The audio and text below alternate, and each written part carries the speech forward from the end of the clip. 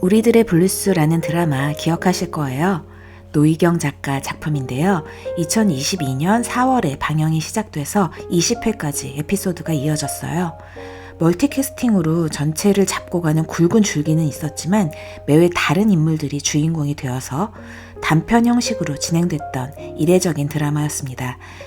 실험적이긴 했지만 매회 주인공들의 상황과 심리가 우리가 사는 인생에 맞닿아 있어서 시청자들의 많은 호응을 이끌어냈고, 그래서 마지막 회 시청률이 14.6%까지 오르면서 화려하게 엔딩을 맞았습니다.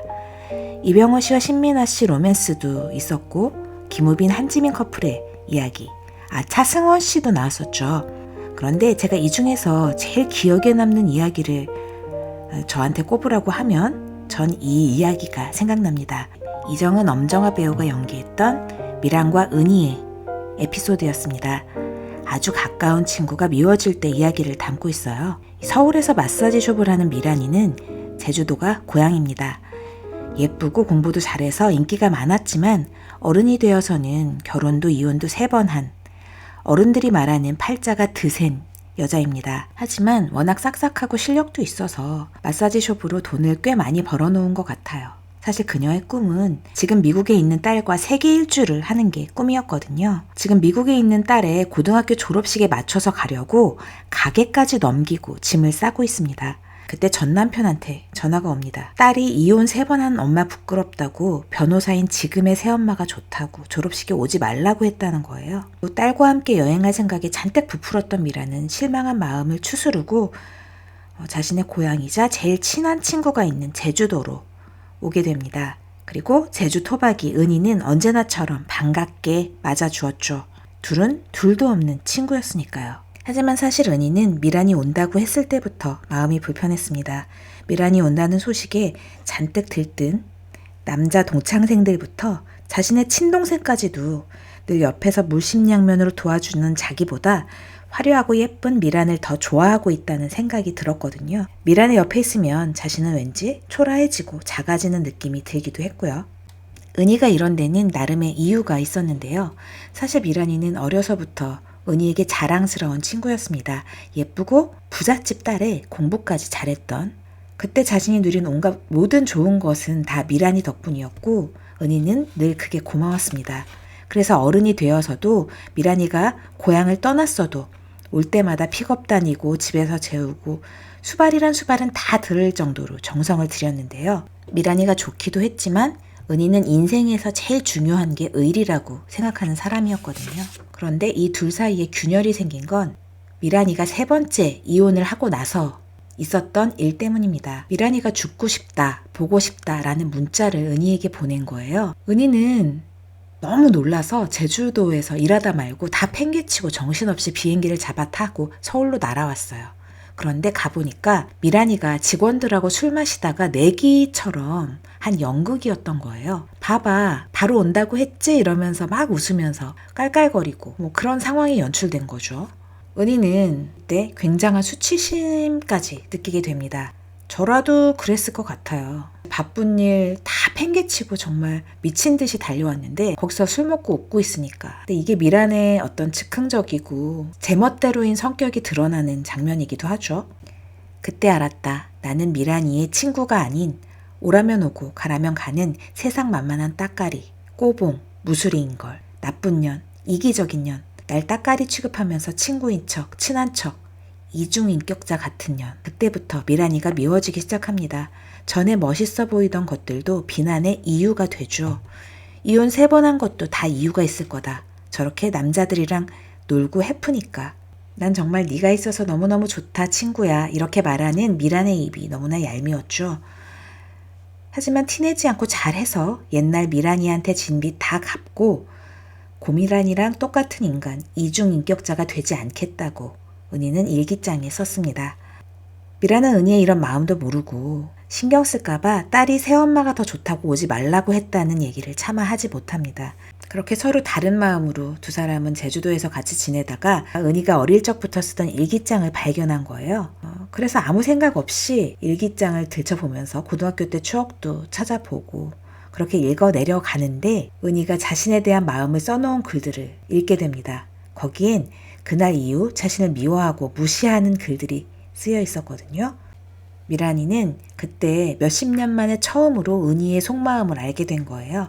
그래서 혹시나 은희의 마음이 어떤지 알고 싶어서 대화할 기회를 만들어 보는데요. 그날 밤 이제 동창생들과 동창회를 열기로 되어 있었는데 은희에게 파티에 가기 전에 화장을 해주겠다고 제안을 하죠.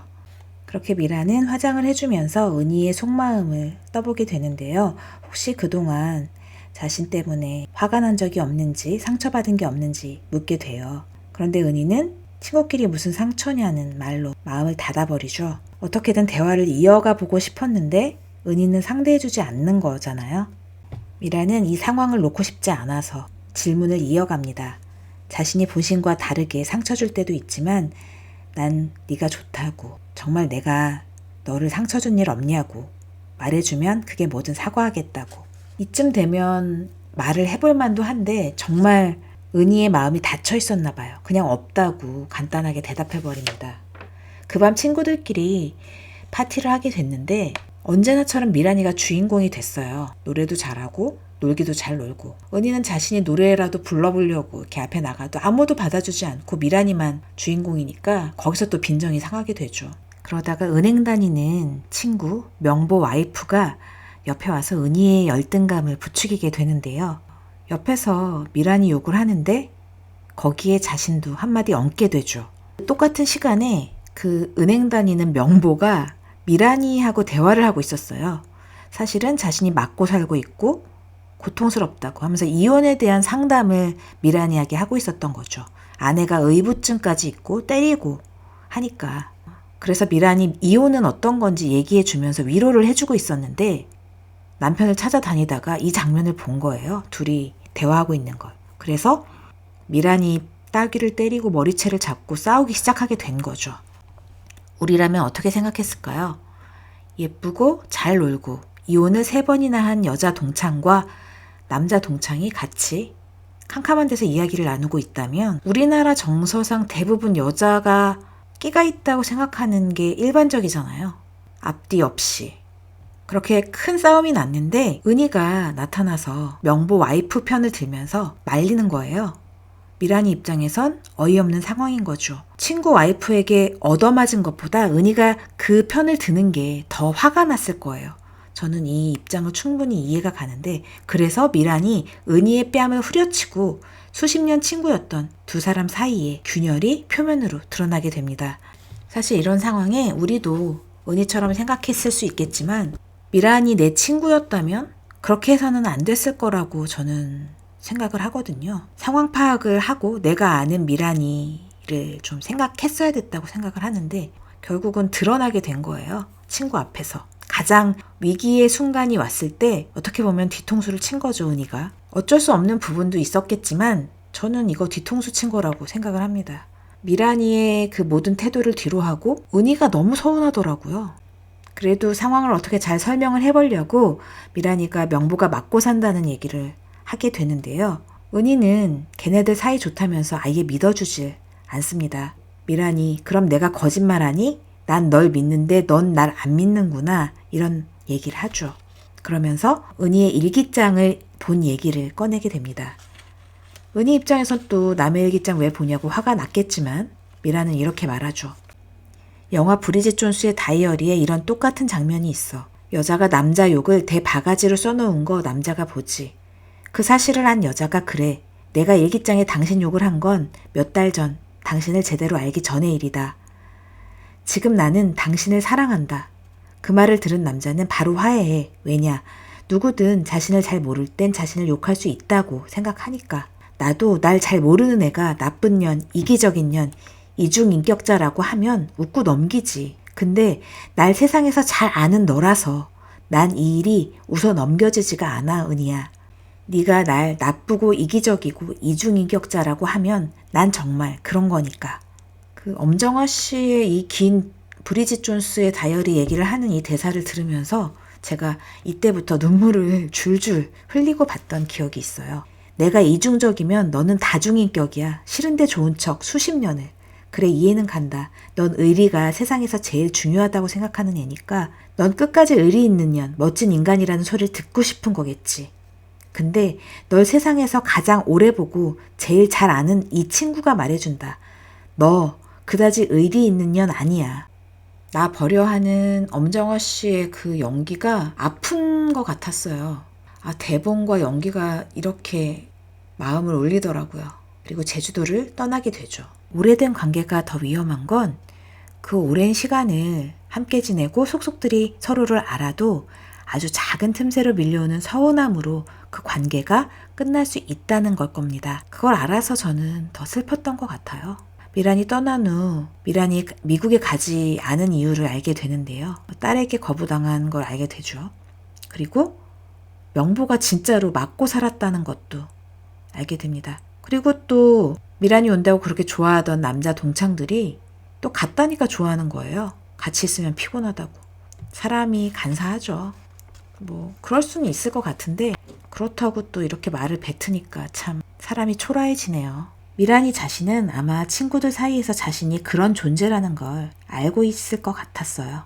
그래서 은희는 이렇게 미란이를 보낼 수 없어서 서울로 바로 또 날아가게 됩니다. 그리고 그간 마음에 쌓였던 서운함을 털어놓게 되는데요. 그때 또 미란이가 이렇게 대답을 해요. 내가 이 세상에서 만만한 사람이 너밖에 더 있냐.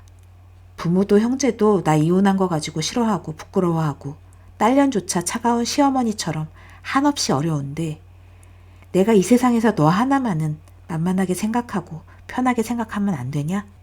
이때 미란이의 대사가 되게 마음에 남았어요. 들어보세요. 의리 없는 거 맞지? 네가 만약 의리가 있다면 나한테 서운하다, 상처받았다 말을 했어야지. 오늘처럼 이렇게 와서 따지고 내가 잘못 인정 안 하고 미안하다 사과하지 않으면 머리를 뜯었어야지. 그래야 그게 의리지. 모르는 남처럼 가슴에 원한 품은 게 의리가 아니야. 내 말 맞지? 너 의리 없는 거 맞지? 두 친구는 결국 울음을 터뜨립니다. 그렇게 울면서 두 사람은 또 오랫동안 쌓아뒀던 감정과 오해를 날려보내게 됩니다. 이제 이 두 친구는 서로가 자신에게 가장 만만한 사람이 되어서 어떤 일이 있어도 서로에게 편이 되어주고 눈물이 되어줄 수 있는 그런 친구가 됐을 거라고 생각을 합니다.